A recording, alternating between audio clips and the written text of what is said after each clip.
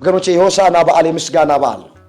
ደቀ መዛሙርቱ አመስግነውታል፣ ሕፃናት አመስግነውታል፣ ድንጋዮች እንኳን አመስግነውታል። እኛ ቤታችን ተኝተን ምንኖርበት ቀን አይደለም። ሁላችንም ወደ አጥቢያችን አብያተ ክርስቲያናት በመሄድ በዚያ ቀን የረዳንን እግዚአብሔር፣ ያገዘንን እግዚአብሔር፣ ዘመን የጨመረልንን እግዚአብሔር፣ ዕድሜ የጨመረልንን እግዚአብሔር በመቅደሱ ውስጥ ሆነን ከአባቶቻችን ጋር የምናመሰግንበት ቀን ነው። የምስጋና ቀን ነው ሆሳዕና ማለት።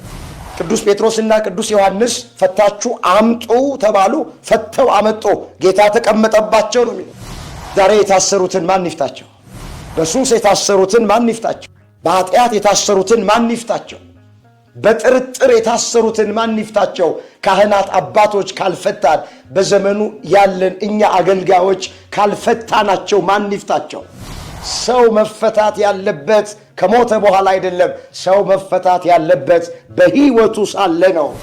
አቤቱ እባክህ አሁን አድን እንበለው። ቤተ መንግሥቱን እባክህ አሁን አድነው እንበለው። ቤተ ክርስቲያንን እባክህ አሁን አድን እንበለው። ቤተ ክህነቱን እባክህ አሁን አድን እንበለው።